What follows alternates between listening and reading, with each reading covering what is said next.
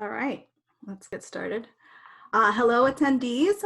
We hope that you and your families and your communities are doing well and taking care of each other. Before we begin, we want to recognize and stand in solidarity with those individuals at higher ed institutions who are participating in the Strike for Black Lives to highlight the racism facing Black students and faculty in higher education and throughout society. So just want to mention and stand in support and solidarity of them. Um, my name is Marisol Morales, and I serve as the Vice President for Network Leadership with Campus Compact, and we're so happy to have you as part of this panel discussion today titled Articulating the Value of Community Engaged Campuses with our panelists, who I will be introducing shortly. Before we begin, I just want to sort of do a few plugs for upcoming events and activities that we have as part of the Compact. First, we just released our summer webinar series that is focused on COVID-19 and sort of getting ready for the fall. So you can check out the webinar series that we have coming up this fall at compact.org and sign up for those, especially as we're thinking about what will it look like on our campuses if we're either online or hybrid or in person. I also want to announce that we will shortly be sharing a new-ish training program that we have called Fusion. It is a program that developed out of Maine Campus Compact and is being sort of re-envisioned for the COVID era. And the Fusion course is about enhancing online education through community-based learning. It's a course offered for faculty over the summer that seeks to provide training and critical support as faculty adapt to online teaching. The course will be $250 for members and $600 for non-members of Campus Compact. So we'll be opening registration shortly, and just keep on checking at the Campus Compact website to find out when it's available. Also, I want to plug our newest podcast that's going to be released by the end of this week that's focused on race and equity. And so please check it out when it drops at your favorite podcast listening app.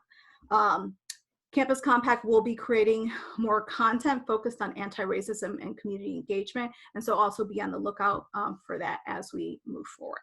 So now I'm going to introduce our presenters. First, I'd like to introduce Leslie Garvin. She's served in the role of Executive Director of North Carolina Campus Compact since 2015. From 2005 to 2014, she served as the Associate Director at North Carolina Campus Compact as well. She leads the Compact's Deliberative Dialogue Initiative and has trained hundreds of faculty, staff, students, and community partners across the state and country in this method. She is a member of Service Year and C Advisory Council and the Advisory Committee on Civic Health for the Institute for Emerging Issues. Garvin was named a 2016 White Riley Peterson Policy Fellow to study after-school expanded learning policy and develop and implement state-level policy projects in partnership with the North Carolina Center for After-School Programs and the National After-School Alliance. Garvin holds a Master's of Social Work with a concentration in Social and Economic Development and a specialization in Management, as well as a BA in Political Science, both from Washington University and St. Louis. So welcome, Leslie. Always a pleasure to be with you. Next, I'd like to introduce Abraham Goldberg, who's the Executive Director of the James Madison Center for Civic Engagement and an Associate Professor of Political Science at James Madison University. Prior to arriving at JMU in 2017, he was the Director of the Office of Service Learning and Community Engagement at the University of South Carolina, Upstate. Abe recently co-authored a chapter in Democracy, Civic Engagement, and Citizenship in Higher Education, Reclaiming Our Civic Purpose, with JMU President Jonathan Algers, who's also a board member. He also published an article in the E-Journal of Public Affairs, arguing that colleges and universities can combat political inequality if civic education is prioritized, as well as the South Carolina Civic Health Index. Abe has also written about and built the environment of urban places and the accessibility of community amenities contribute to the social connectivity, health, happiness of residents, as found in Social Science and Medicine, Urban Design and Planning, Urban Affairs Review, and the Journal of Urbanism. He teaches courses in civic engagement, urban planning and policy at American politics. Abe is originally from Charleston, West Virginia, and earned his doctorate from West Virginia University. Welcome, Abe. Thank you. And next, I want to introduce a hometown homie, also in Chicago, David Potash, who's the president of Wilbur Wright College, one of the city colleges of Chicago. Under his leadership, the 85-year-old community college in the northwest side of Chicago has seen significant increases in student success, new programs and certificates, sustained efforts at equity, community service, and civic engagement, career and apprenticeship, and serving the college's growing Hispanic population. In prior roles, he has served as Chief Academic Officer at Curry College, a four-year institution in Massachusetts, and as Associate Provost at Hunter College, CUNY, and Barbara College, CUNY. I probably said that wrong. President Potash holds a BA from Rice University, an MA from NYU, and a PhD in history from Cambridge University. He has taught a variety of U.S. history courses. He is active on social media and serves on several advisory boards. So welcome, President Potash. Thank you so much for being here. I'm going to ask our attendees if you can turn off your cameras. Right now, we'll just have the panelists speak, and then when we get into the breakout sessions, you're more than welcome to turn on your mics as well as your cameras. So, all right. So I'm excited about this conversation. We've been talking a lot about this in the compact and thinking about what we're hearing from member institutions. So as we get started with our conversation today, and so folks can get to know you a little bit better, can each of you share with us how your own personal commitment to civic and community engagement developed? And anyone's welcome to start. Or I'll pick Leslie. I was just about to volunteer. Well, I grew up in a small, predominantly African-American town in the Midwest, Ohio specifically. And I was also intimately connected to my faith community. And so I grew up with an ethic of neighbor care, right? This idea that you visit the bedside of the sick, the bereaving.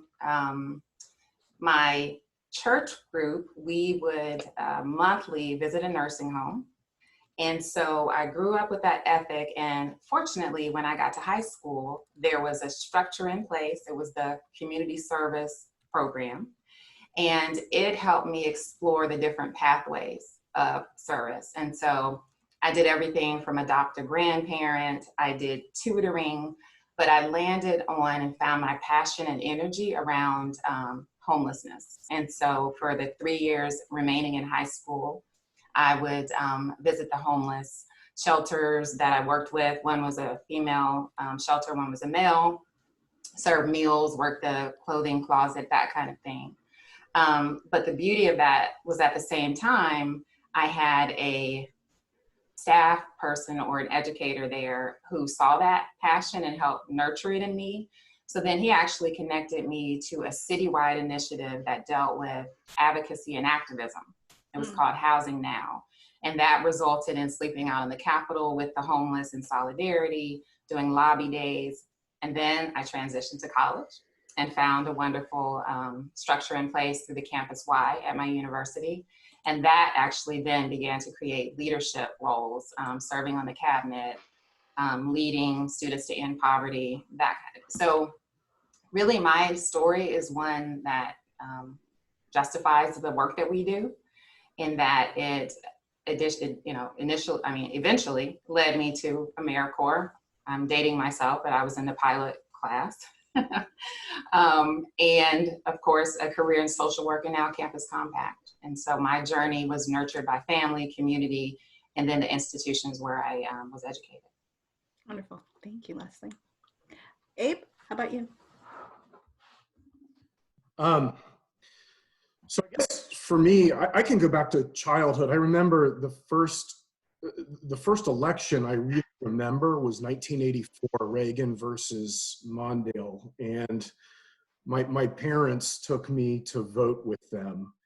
And that was a really big deal for me. At their particular precinct, they had a little kid station where you could kind of fill in a mock ballot between, I think it was corn dogs, nachos, and something else. And of course, I went with nachos. but I remember thinking that having that experience really exemplified what a lot of our family conversations were like anyways. And I remember my grandfather and my mother not agreeing on who should win that election, and just being exposed to that at a very young age made certainly political engagement a big part of my life. My parents were also very involved in community organizations in West Virginia. I always knew it was in my heart. It was when I really, launched a career in higher education, when I started to read Peter Levine and A Crucible Moment, Nancy Thomas, and I saw that there was literature around what higher ed can and should be doing to serve communities, to serve people.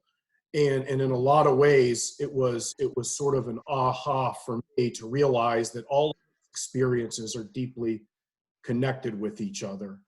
And so therefore, this passion that I have for education, and this passion that I have for civic and community engagement are all aligned, quite frankly, in much of the work that Campus Compact has been leading for so many decades. So, I consider it the privilege and honor of a lifetime to be doing this work.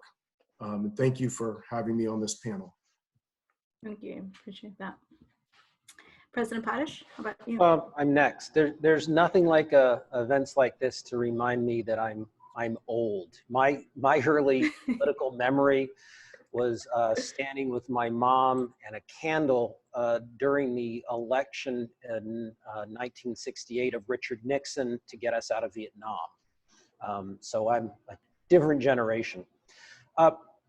For me, I guess the journey to civic engagement and the values that I think bring us all here to get today, I guess were first really brought for me in journalism. I was a high school journalism, wrote for the school paper. I did the same thing in college, and the volunteer type work that interested me in the way of service was sort of separate from what I viewed as other interests and other activities, certainly as my professional sort of life evolved.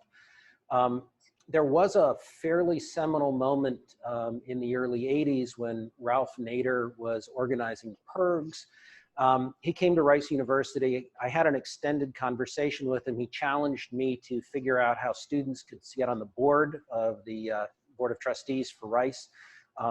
I made the suggestion. I didn't get any place, but it was one of those moments that sort of that stuck with me. And then what I think my role has been, because it's been really as an educator in the broader sense of the term, as my career's evolved, particularly working at CUNY, it's Baruch, in Lower Manhattan, yeah.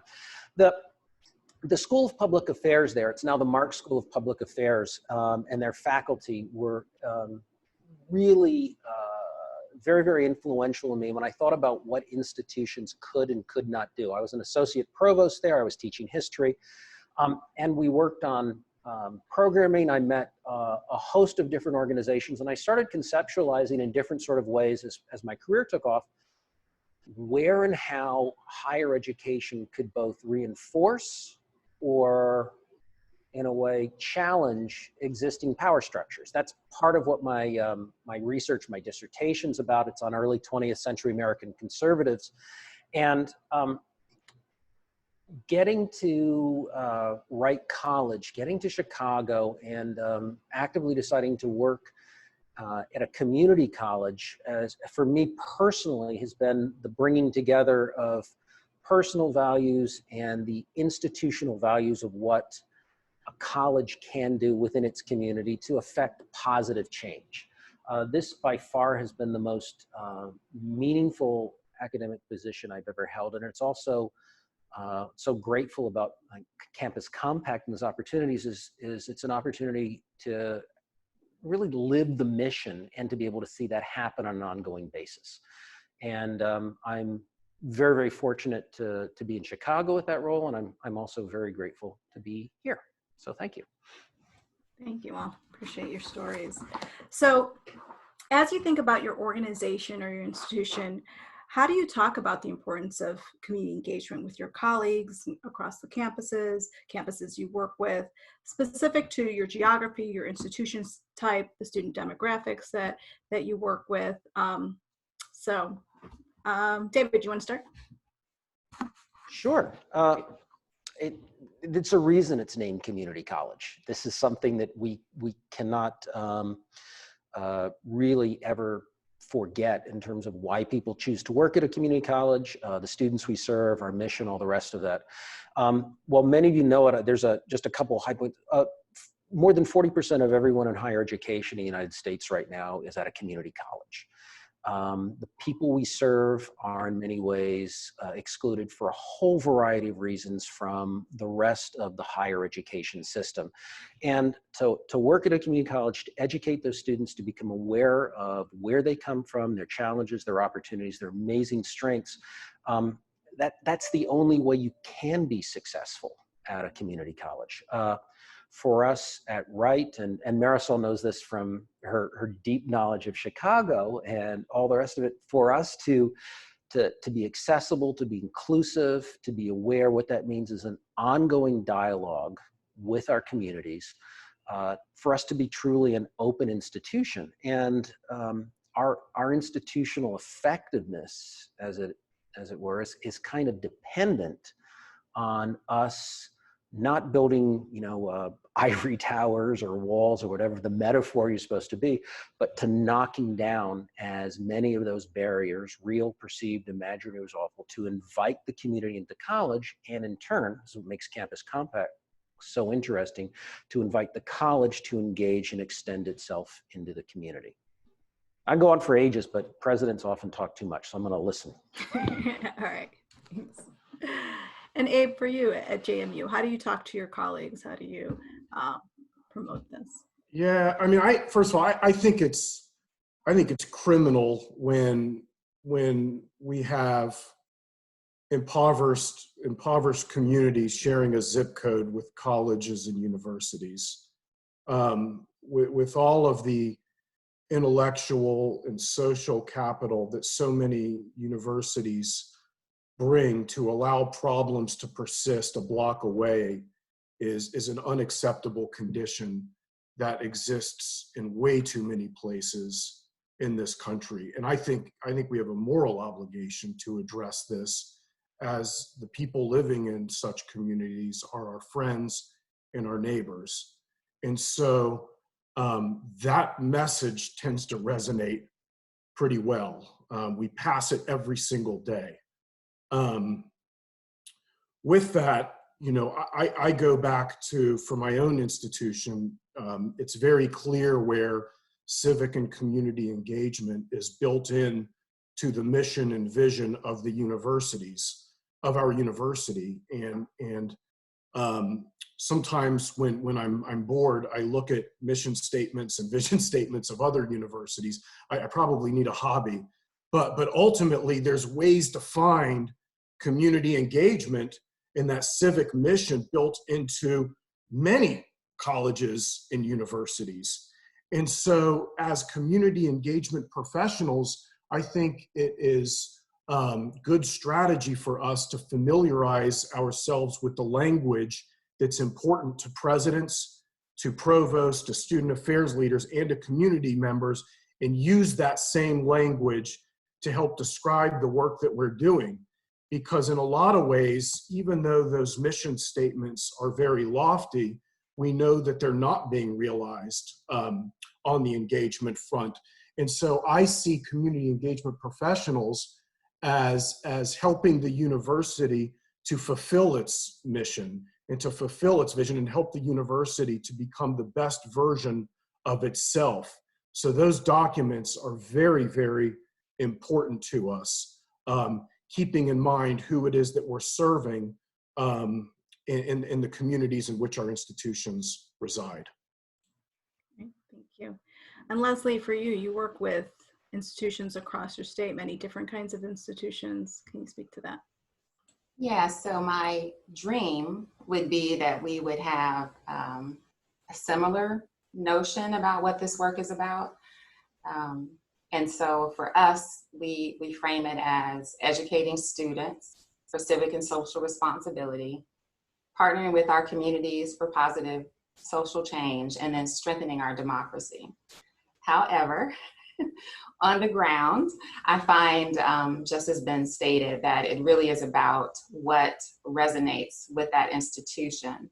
And so I'm constantly trying to strike the balance between honoring that and then pushing that envelope, right? And so I definitely, in our state in particular, there is a push around framing it towards the career readiness aspect, which I think is a valid output of the work.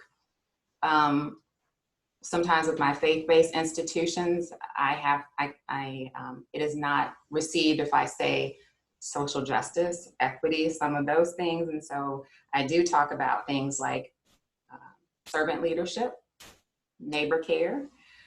Some campuses, global citizenship seems to be the trend that resonates with them, and talking about citizen professionalism and that kind of thing.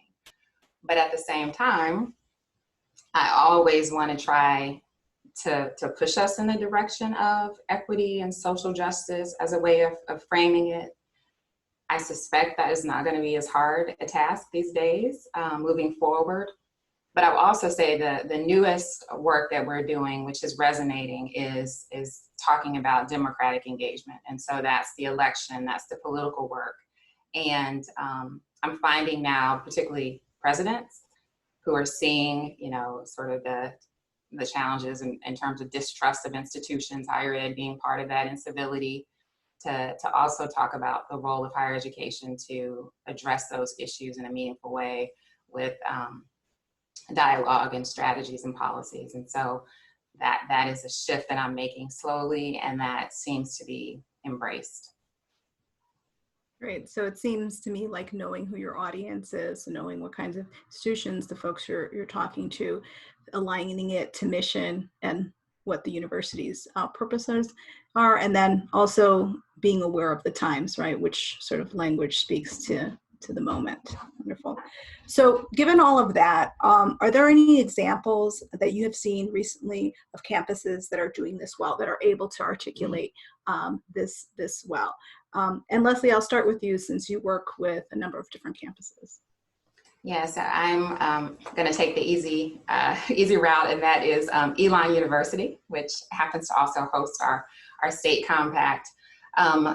Evidence of their ability to effectively articulate the message is that in the brand new 10-year strategic plan that was released, one of the primary goals is to partner with communities to transform the future. And they specifically talk about the need to build healthy, prosperous, and socially just communities, prepare students to be global citizens, inform leaders motivated by concern for the common good. And so I use them as an example because I'm aware that this is a 2-decade endeavor. And yet I like to bring them up because I think that they did many of the things that we talk about that really lead us in that direction to get the buy-in. And so to be able to tell that story and to have people embrace it, they do good work, right? They build strong, sustained, reciprocal partnerships. They plan strategically. So they're constantly assessing, reassessing, looking at the value. They connected very intentionally, as Abe talked about earlier, to the mission. They've always done it. Whatever the mission was, they were sure. They secured a place at the table. And I can't emphasize that enough, that we, in the service learning community engagement field, have got to get ourselves at the table and build the infrastructure for that. They have allies and champions embedded all across the institution, right? They've got councils and civic engagement, faculty fellows for civic engagement, Elon political engagement committees. And so I could go on and on about how they got there, but because they've done good work, because they've done it well, and they've done it across the campus, they've embedded themselves all across the campus, they've been able to give the message of, again, what is now manifest in the strategic plan.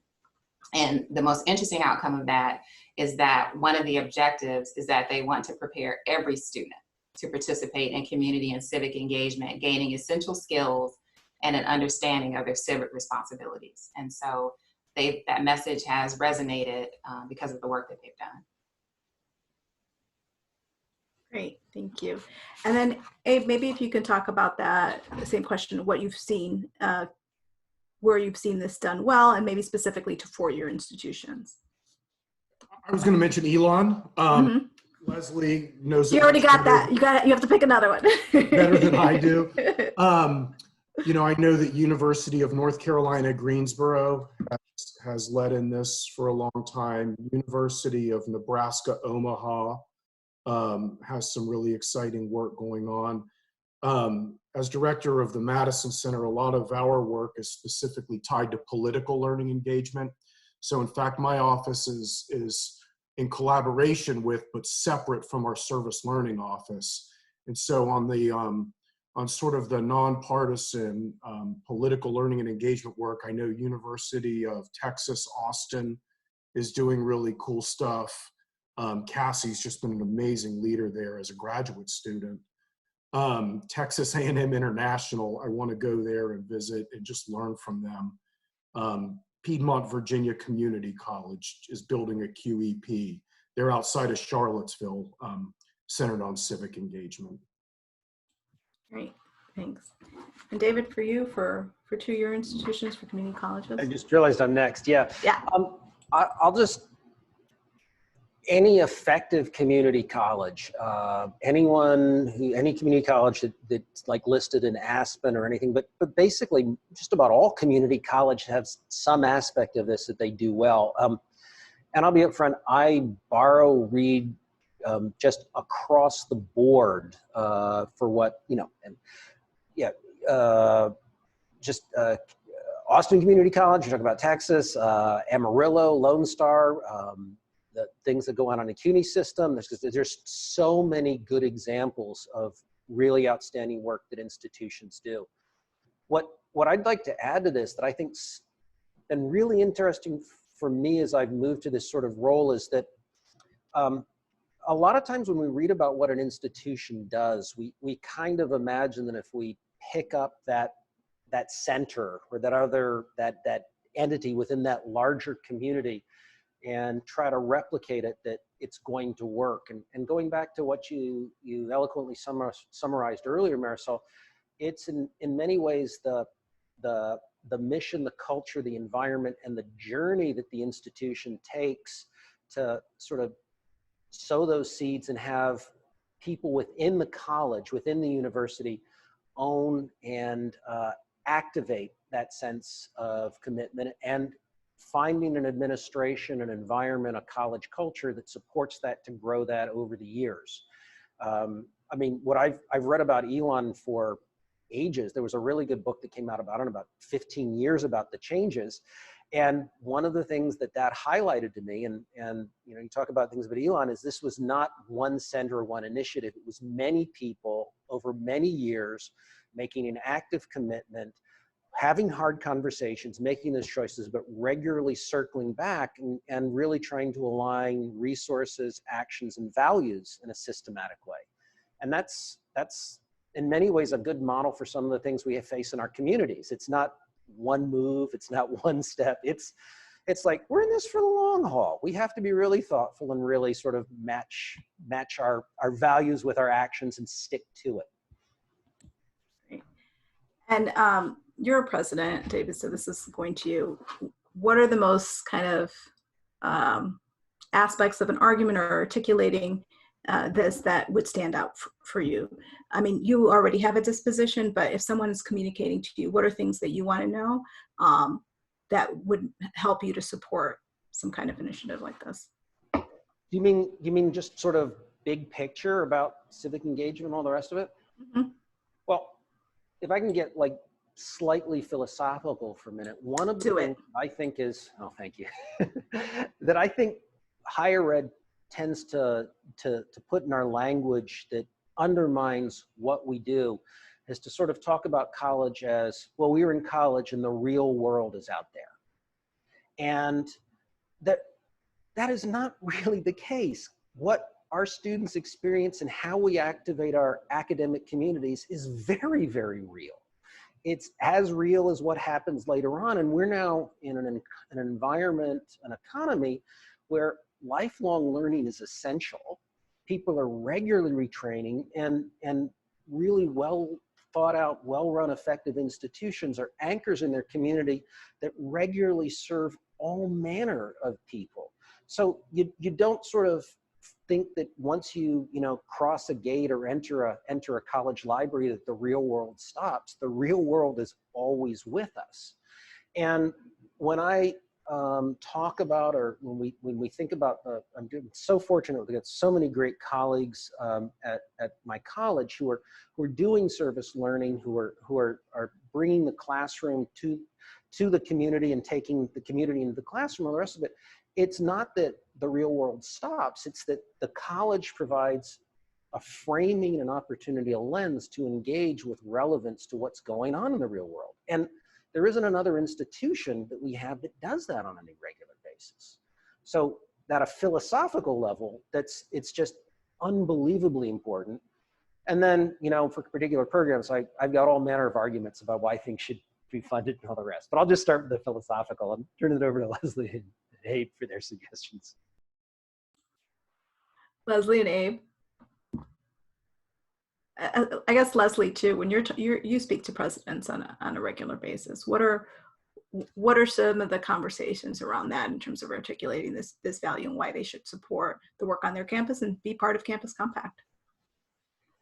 Yeah, so I talked a little earlier about my pivot to talking about incivility and some of the things that we're seeing in the world, and what is the voice or the role, how is higher education positioning themselves to be a problem solver in that area.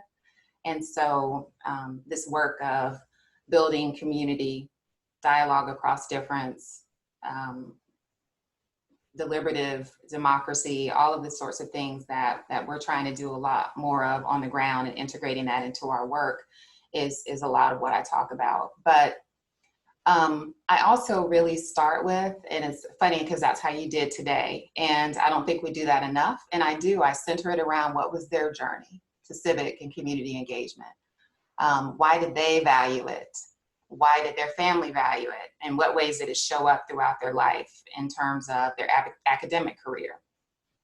And so for me, that's also a part of my strategy is to start there and then talk about the power of the experience that someone could have in college. Because to be honest with you, many of the presidents I meet that have been in the work for a long time didn't have those infrastructures in place when they were coming along. And so to help them think about what would that look like, how would it have impacted their life if they had that embedded into the structures and the educational experiences that they had. So that's a different kind of approach. It's more of the personal, but I find that it tends to resonate.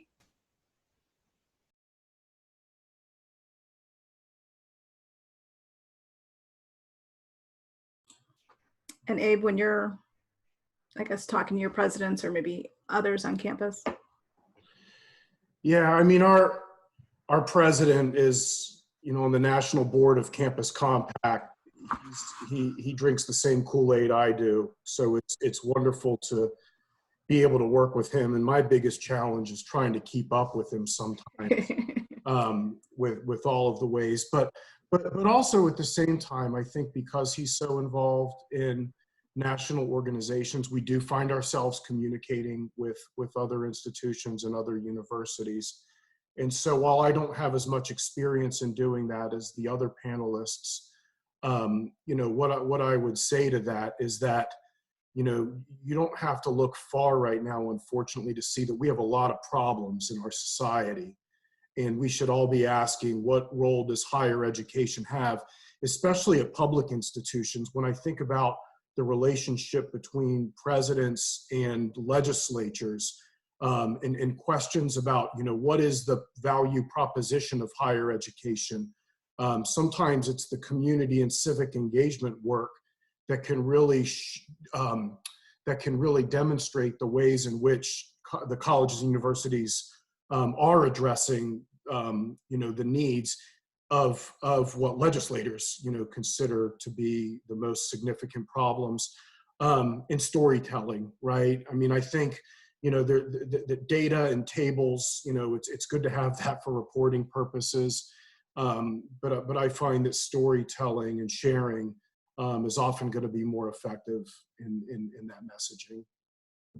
Great, and then I think you set me up perfectly for the next question. So in the wake of everything that we've seen happening across the country these last few months with, COVID-19 and the mass demonstrations we're currently seeing as an exercise of democratic engagement against racism, police brutality, those of us who do work in civic engagement see the work of educating for democracy as more important than ever.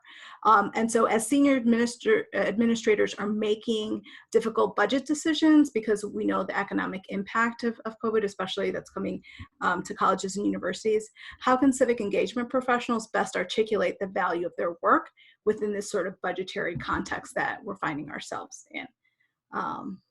So I think, David, we'll start with you because you have to do that. How do I argue for myself? Well, no, thinking about like, as folks are making the argument to you. Yeah, I know what you mean. I think for me and for Wright and for many colleagues in the community college world, the framing is somewhat different. And I'm contrast that to the work I've done at a four-year institution where somehow at times civic engagement and service learning and what a comment in the chat sort of said is sort of like an add-on to what the mission is. At a community college, this is what is both incredibly powerful, but it's also an awesome obligation. It's woven directly in, so that the minute we stop thinking about serving our community, we've failed in terms of our mission. The interesting point about the period we're in now that I think I really hope that we collectively in higher education kind of seize upon, and I'm putting on my history hat here, is that taking advantage of the outrage, the desire to promote democracy, the small d, is essential to start a movement, but long-lasting change comes when we're able to get people degrees, when people make the commitment to become lawyers, when people are able to arrange their lives in such a way that they can make a living and do this good work. And that often means that we have to figure out ways to weave together, as it is, the value of a college education in terms of being having some economic agency, but to more systematically weld that to being an engaged citizen and an empowered citizen who over the longer period of time is going to continue to not just vote, but to make a difference in our community. And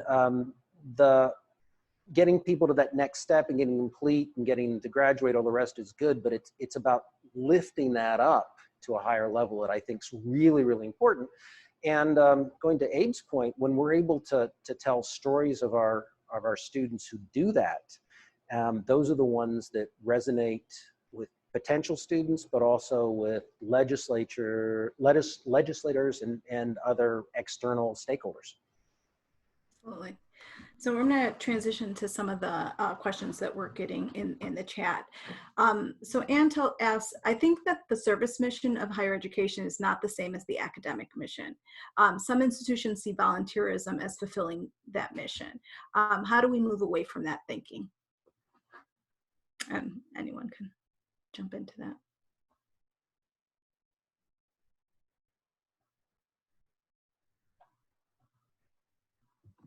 I'll give it a shot.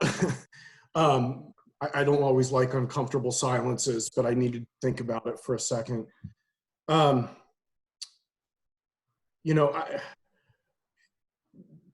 don't know that I see this as volunteerism.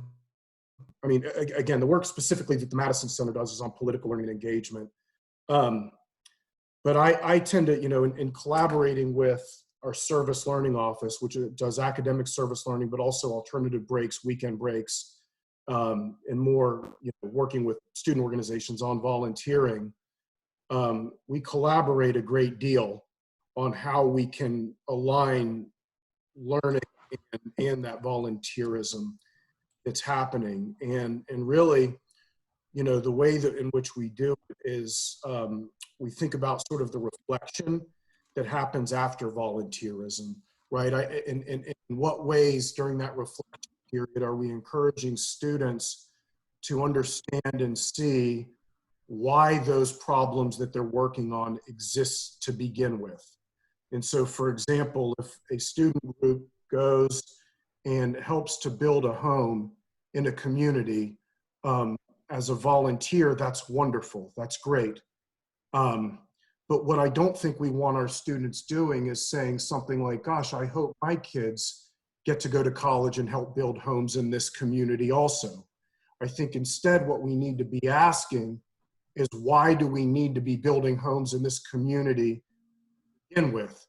And that opens the door to all kinds of different learning opportunities that are political, that are aligned with the academic mission of the university, so that we can better understand the structures and institutions that created some of these problems to begin with in the first place. So while I don't know that the activity in and of itself aligns with the academic mission, I would argue that for anybody that wants to go and address problems at a systemic level, they need to get their hands dirty. They need to get on the bus and go out there and meet people, talk to people, have a sense for what that looks like, and then they need to go to the library, read a ton of books about it, and get a sense so they can have the visual experience of doing it along with that kind of academic infrastructure, so that they can be that more effective citizen when they participate in the democratic process. Absolutely. Leslie? Yeah, what I'm thinking about this is fundamentally a challenge that maybe in some ways our field itself has created, and it goes back to this notion of we're the campus and that's the real world out there. And so it begs the question, we're the community, right? Aren't we the community also? And so I think for so long we've separated this work. We're sending them out into the community. So for me, part of it is just a mindset shift in higher education. We are the community. Any wicked problems, any social challenges that are outside the walls of our campus are our problems. They're our, we need to leverage our resources to solve them. And a secondary point connected to that is we have absolutely been complicit and an accomplice in creating them, right? And so there's a lot of truth telling and soul searching that we need to do also, just as a sector. And I think when we can do that, when we can change our mindset about sort of othering, then I think that we recognize it is fully integrated into the academic service. Whatever mission we say that we are advancing, absolutely doing community and civic engagement has to be central to that. We've got to be using our knowledge and our skills and resources to solve the problems that we not only helped create, but that impact us also. And so I don't know if that necessarily answers it, as much as it's just sort of a challenge to us about some work that we need to do and how we think about what our mission really is and who we are. Great. And then there's a follow-up to that. So is there a difference in perception and emphasis of service for volunteerism versus academic mission, whether the institution is private or public? She says, I think this speaks to the scope of the overall mission, more local, state focused rather than betterment of all humankind.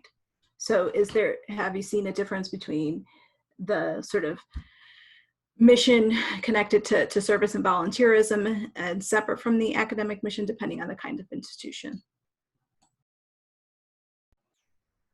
Well, I'll take a stab at this. I mean, I started my work ages ago in doing budgeting, and one of the things that was drilled into me, no margin, no mission. And the not-for-profit sector lives this on a regular basis. And higher education, our models and where we often tend in mindset, as Leslie pointed out, mindset of think about quality or think about other things, our models are not really sustainable, particularly with steadily decreased funding from the government. We're increasingly relying on tuition at many privates, many publics. And if you take away the institutions with the billion-dollar endowments for the rest of it, what that means is that prioritization in large part, the business practices to make us more efficient, distort a lot of values. It doesn't mean that institutions can't hold on to academic and service and all the rest in meaningful ways, but it becomes increasingly challenging. And for the foreseeable future, when we think about the number of institutions, the inequities in families' income and students' income, the challenges just for people to be able to study, and ways in which institutions have to provide a meaningful living wage and support to everyone who teaches, supports, and works in those, that business aspect it's just a constant challenge. And unless there's a bigger rethink, I do not see that in any way diminishing for the vast majority of higher education institutions, in 2-year and 4-year, public and private. And so how do we, I guess what I'm seeing in some of the questions, how do we make the civic and community engagement work more aligned or articulated in such a way that it is connected to the academic mission, right? It is connected to academics. I mean, I know that was the purpose of developing service learning, right? Maybe some institutions have moved away from that or thinking about it in different ways. But for those community engagement professionals who are still probably housed in student affairs versus academic affairs, that's always a big piece or division in this work. What is some of the language they can use to articulate its connection to the academic mission of the institution?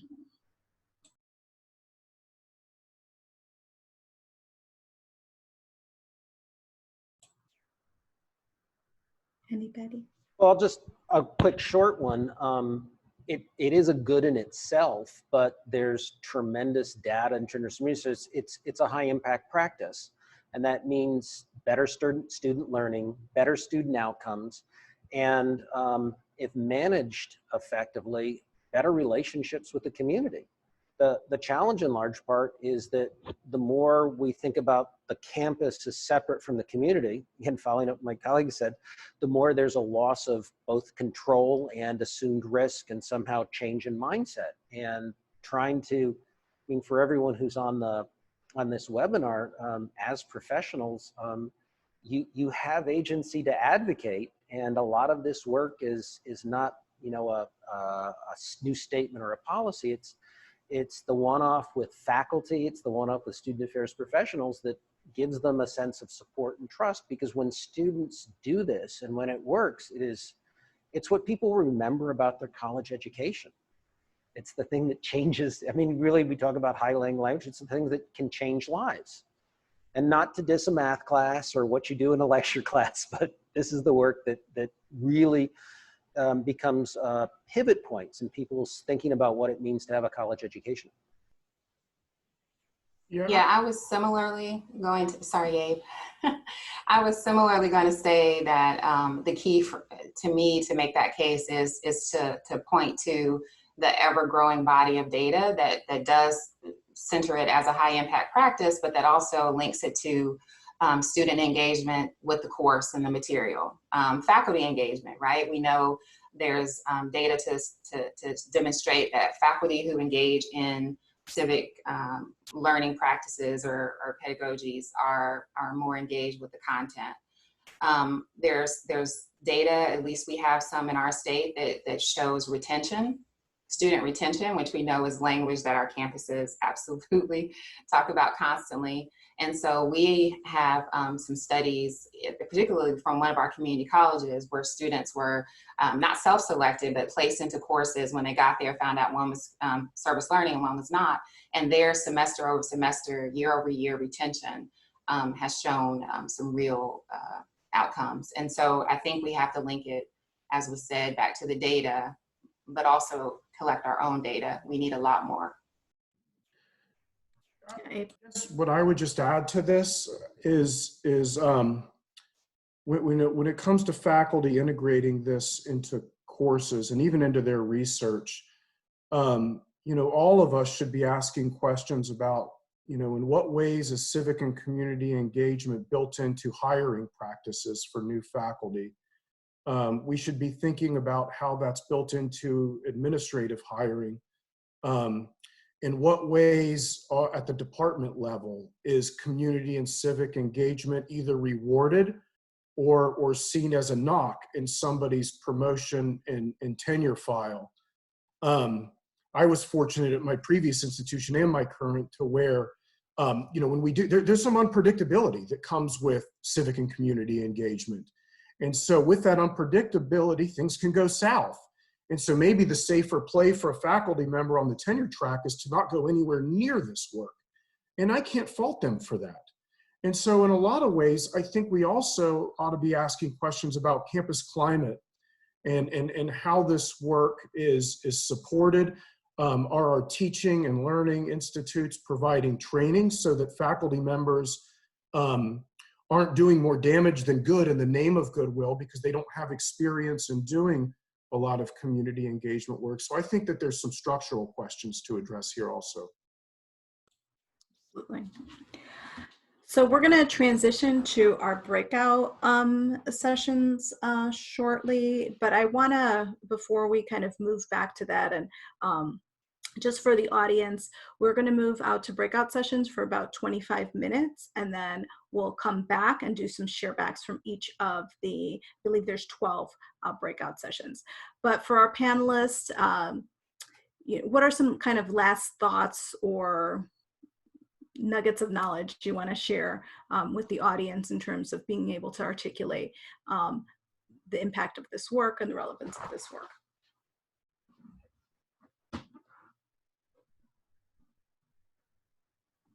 A final thought is that I'm horrified by white supremacy and systemic racism, that colleges and universities need to lean in to make sure that our access, diversity, and inclusivity conversations are not siloed off from civic and community engagement conversations, thinking about ways in which these initiatives can and should be aligned with each other.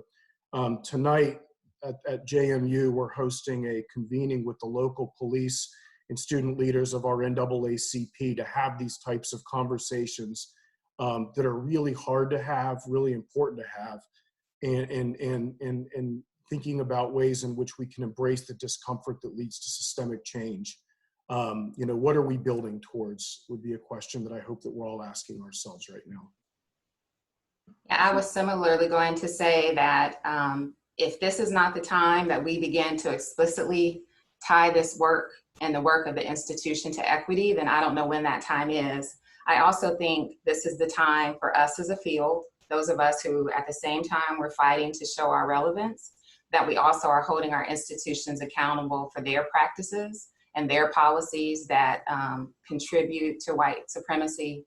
And we need to hold ourselves accountable to our practices, right? I could go through a long list of ways that would happen, but let's just remind ourselves that we also need to be intentional about the work we're doing. Are we still functioning with a deficit model? Are we still othering? Are we still not creating or breaking down the barriers to access so the students of color can be part of our programs, or their fees, transportation, whatever it is? And so I think it's also time for us to do the individual work and check our own biases, link it to the equity, anti-racism resources and trainings that campuses are about to roll out en masse.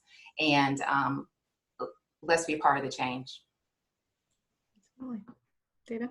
I'll be brief because I very much agree with what my panelists said. You can't learn without discomfort. It's absolutely essential. And this is the right time to really embrace, but really let's really look at what is causing discomfort on our campuses, our colleagues, all the rest, and learn from it.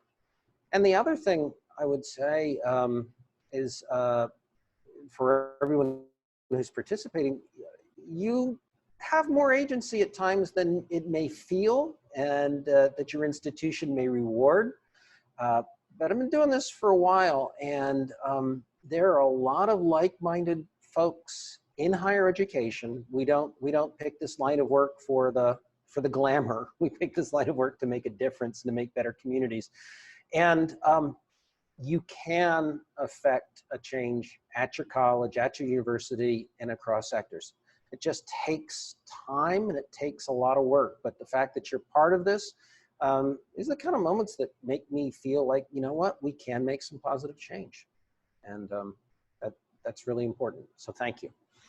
Absolutely. It makes me think of a post that I saw, and I put it's, you know, colleges and universities standing up saying, you know, we abhor institutional racism, and the post is, baby, you are institutional racism. So thinking about the ways that our institutions are really, really reflecting on that, really then connecting, you know, sort of diversity and equity to community engagement, right? You know, I'm not sure why we ever really separated them. And, you know, for some of us, we never did. But I think that in the field itself, it has been separated. In our institutions, they have been separated. And this is really an opportunity to bring those together, because we have always had this, we know this, right? We talk about this in the field, the unequal relationship between the university and the community. And so how do we use this time to recalibrate that? And a lot of it is the self-reflection that has to happen within institutions and our own practices. So there was a request to spend a little bit more time on this, and unfortunately we want to sort of be mindful to our panelists' time and the time for folks on here, but we will continue to engage in these conversations. This session is recorded and will be posted up on the Campus Compact website, and if this is something that you want to continue to have conversations about, Campus Compact is happy to continue to create these spaces.